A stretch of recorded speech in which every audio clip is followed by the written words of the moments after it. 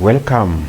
My name is Gordon Wanzare, and I welcome you in a special way to this Step Up Social Enterprise Monitoring and Evaluation Knowledge Share YouTube channel. In this channel, we share with you knowledge, skills, and experience in M&E, and we focus on M&E approaches, methodologies, tools, and techniques. We hope that what we share in this channel will be of benefit to indigenous monitoring and evaluation practitioners across Africa and even beyond Africa.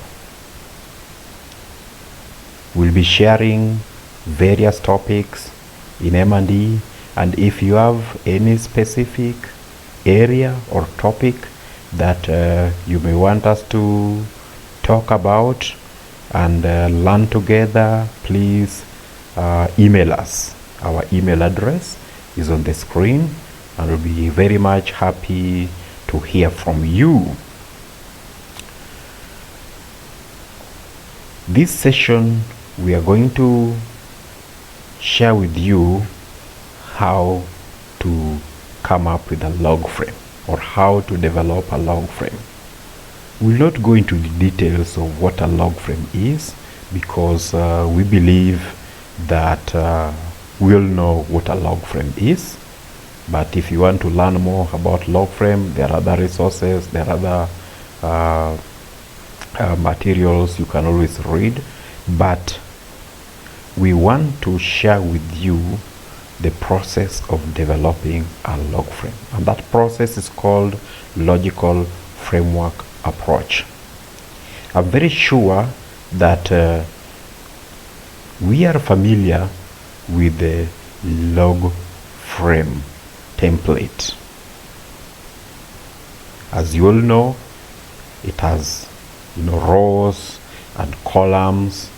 We have the narrative column where we have impact, outcomes, outputs, and activities, the objectively verifiable indicators, the means of verification, and the assumptions. And the question that I've had over and over in my M&E practice is, how do we develop a log frame? Or how do we come up with a log frame? Normally, when program development specialists or practitioners design programs and work together with M&E teams, sometimes we are tempted to think that a log frame is just a set of boxes that needs to be filled. And truth be told, there are some instances, especially when there's a lot of pressure, to deliver a proposal or maybe to design a project or a program within a very limited time. There is always that temptation to try to fill these boxes and come up with a log frame. But there's a very elaborate process of developing a log frame. It's not just a set of boxes. It is a logical framework. There's a logic in this, and there's an elaborate process which you are going to go through in the next few minutes and learn together. The process of developing a log frame in the proper way is to do what we call the problem tree analysis, and then come up with an objective tree.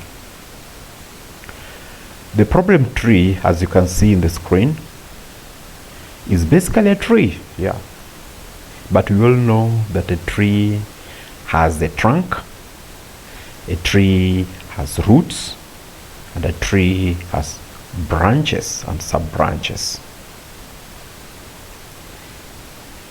With regard to the process of developing a log frame, what we call the logical framework approach, we use the tree analogy to analyze the core problem. Development interventions or development actors actually come up with solutions to a core problem. If you are implementing a project, or if a project does not have a core problem that is being addressed, then there's a problem with the design of that project. There could be several core problems. That means there could be several trees. And as we know, the development challenge in developing countries and beyond, outside of in Africa, we have quite a myriad of problems. Or I will say, we have a forest of problems. And these problems are being tackled locally and also with the support of international partners. And each organization or each actor will probably pick 1, 2, or 3 trees in the forest of problems or development challenges. So for example, if you pick just one tree which represents a development challenge, you'll have the trunk of the tree which represents the core problem. Then definitely the trunk of the tree has roots which connect to it. And these roots represent the root cause of this problem. There could be several root causes. And of course, you've got the primary root cause. And then the primary root causes have secondary root causes. So we have secondary root causes connecting to the primary root cause, which links up to the core problem. So the core problem has several primary root causes, and each primary root cause of the problem has also several secondary root causes. This core problem has consequences. At the first level, there are primary consequences and secondary consequences, and you can go higher up. So this is what we call the problem tree analysis. When you are trying to address or resolve a development challenge, it could be at the community level, it could be at the national level, it could be at the regional level, whatever level it is, the first step is to identify the core problem. What is the core problem that you want to address? The next step is, what are the root causes of this core problem? And what are the secondary root causes of the primary root causes of this problem? And you can go deeper and deeper and then find out what are the primary consequences of this core problem, and then what are the secondary consequences of this core problem. Once this has been mapped, and by the way, you can map this for several core problems. It depends with the organizational capacity, the resources that are available to address these development challenges. So if an organization or an institution can pick 2, 3, 4 core problems, well and good. But for the purposes of learning here, we're just going to work with one tree. And that, as I said, a tree represents a core problem at the trunk, and lower you have got the root causes to the core problem, and as you go higher you have got the consequences to the core problem. How does this now translate to an objective tree? You will note that the problem tree are normally the core problem and the root causes and the consequences are normally stated in a negative way. That is why they are referred to as, that's why it's referred to as a problem tree. We are trying to, analyze, problems. So they are stated in a negative way. Once you have mapped your problems and they are stated in a negative way, you have your core problem, which is stated in a negative way. Then you have got the root causes, which are stated in negative ways. And then you have got the primary consequences, which are stated in negative ways. Then you translate them into positive statements. And then you have what you call a solution tree or an objective tree. So you will note that the core problem now becomes an outcome. Okay? And then the root causes, as you go lower down, you have got the outputs and the activities. And then as you go higher up, the consequences now become impacts and overall goal. So the solution tree is already giving us an idea of a results chain or a results logic, but it's not the full story yet. We just have a core problem which has been translated in a positive way or restated in a positive way as an outcome, and then we have got the root causes which are now stated as outputs and activities, and we have the consequences up there which are now stated as impact and overall goal. Once you have the solution tree, you now just translate this into the log frame. You have your outcomes which you state, you have your impact, you have your outputs, and then you have your activities. The next thing to do is to now identify the objectively verifiable indicators, the means of verifications, and the assumptions. And as I said before, that the solution tree is just half the story. It gives us the hierarchy of the results that we want to achieve, and also the interventions. So down here, the outputs and activities are basically the interventions, and we all know that activities are basically actions, what we do. And then the outputs are basically products and services that emanate from these activities. And then the outcomes are basically behavior changes or actions by other actors. Okay? And then the impact is basically change. So we have actions in the form of interventions, and these are activities which yield products and services in the form of outputs. And these products and services catalyze behavior change. Okay? And then these changes in behavior, the behavior changes could be at the individual level, institution level, by actors, by leaders, and so on. And these changes in behavior, in actions, in roles, in rules, in policies, these changes in behavior results into impact or at the beneficiary level. And then we have the overall goal, which is a very broad thing. You just transfer that to the log frame matrix. You have your activities already mapped here. Okay? And then you have the outputs, you have the outcomes, you have the impact. Something I need to mention, that once you have mapped this, you have your solution tree.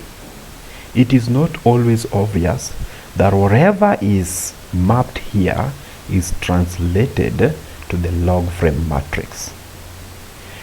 What is supposed to happen next is to select impact pathways that the organization or the institution can address.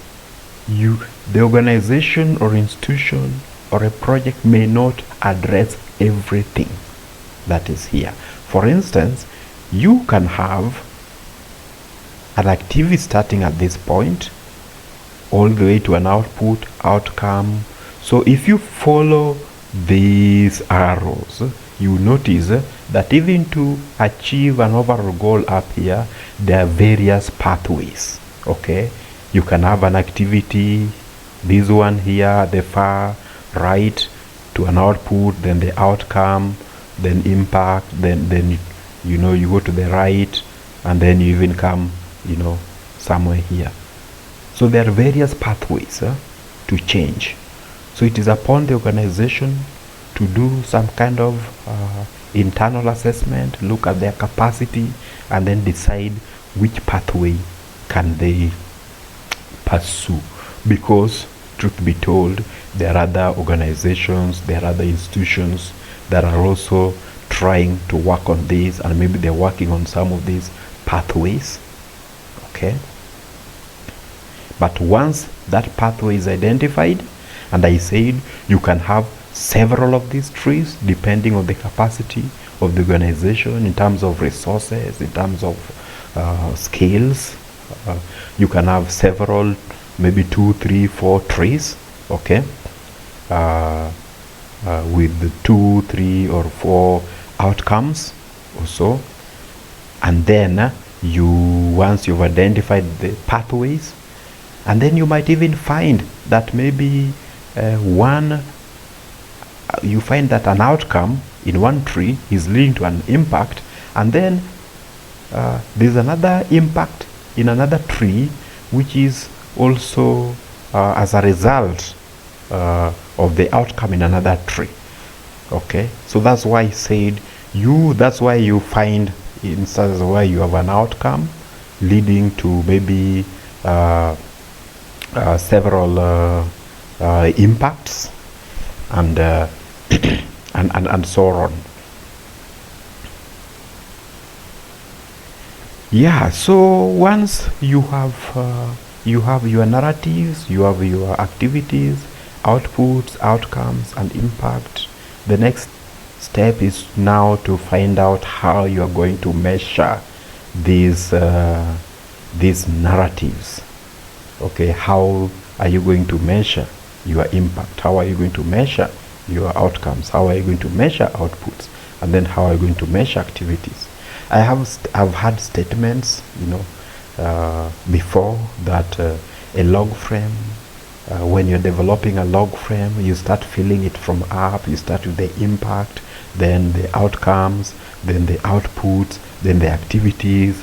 But when you are during implementation, you start from the bottom. You implement the activities which result to outputs, then outcomes, then impact, which is true. Yes, I agree with the implementation bit of it, that you implement bottom up, but the development bit of it, nope, it's not always necessarily true that a log frame is developed from top down. No, my take is a log frame, as I've explained, through the problem tree and the objective tree. First, you identify your outcome. The outcome is the starting point, and the problem tree, it is the core problem. In the solution tree or the objective tree, it is an outcome. And then you look up, you identify your impacts. You look down, you identify your outputs. Okay, this is the outcome. This is the starting point. And earlier on, we had the core problem, the starting point. Okay, outcome, the starting point. Then you look up, what are the consequences in terms of impact and overall goal? Down, what are the outputs and what are the activities? So you don't start with the impact and then you think of what are the outcomes and then what are the activities. Nope, that's not the way to look at it. In another session, we'll look at in details what indicators are and how to identify them. But for the purpose of this session, we should just know that you need to identify your indicators and their means of verification. So indicators are how you're going to measure each of these narratives: impact, outcomes, outputs, and activities. And then means of verification is basically referring to sources of information. And then assumptions that you have to make. Normally, assumptions are external factors that come into play. So for example, if you have activities here which have been implemented, it's not automatic always that these activities will lead to outputs. There must be a set of assumptions which must hold true for the outputs to be achieved. And even these outputs, there must be a set of assumptions which must hold true for the outcomes to be achieved. And these outcomes also, they are a set of assumptions which must hold true for the impact to be achieved. Sometimes people ask the question, what is the difference between assumptions and risks? And perhaps you've seen cases where this column, this box, you have assumptions stroke risks. My take is assumptions and risks are the same. The only difference is that assumptions are stated positively while risks are stated negatively. So you can have your set of assumptions which are positively stated. If you state them negatively, they become risks. But for the purposes of the log frame, it is good just to have them as assumptions, not risks. And then of course, the log frame has a logic to it. And the logic, the way to read it is use the if and then test. So you say that if we undertake these activities and these assumptions hold true, then we achieve these outputs. If we achieve these outputs and set of assumptions here hold true, then we achieve the outcomes. If we achieve the outcomes and a set of assumptions here hold true, then we achieve the impact. And our properly developed log frame will have this box here for impact and assumptions actually blank. Okay, good. So that's how the log frame is developed. Just to recap, you need to identify, do problem tree analysis. First identify the core problem, then find out the root causes of the problem, and then the secondary root causes of the primary root causes, and then go higher up and look at the primary consequences of the core problem and the secondary consequences of the core problem. Once you are done with the problem tree analysis, then you translate all that has been mapped under the problem tree into positive statements which now yield outcomes. So instead of having the core problem, you translate it into a positive statement, and then you have an outcome. The same thing you do with the root causes. You put them in a positive way, and then you have outputs and activities. Okay, the same with the consequences. You put them in a positive way, and you have your impact and the overall goal, higher up. Yes. Next, in the next session, we will go through this again, but with an example. We'll work through an example together, and that will help us to internalize this. So I encourage you to watch this video, and then also watch the next video, which will have a practical example going through the entire process of the core problem using a real core problem. Okay, then translating that into a solution tree or an objective tree, and then transferring the whole thing into a log frame. Thank you very much, and I appreciate your listening. Please keep watching our sessions in this channel, and of course do give us a like. Thank you.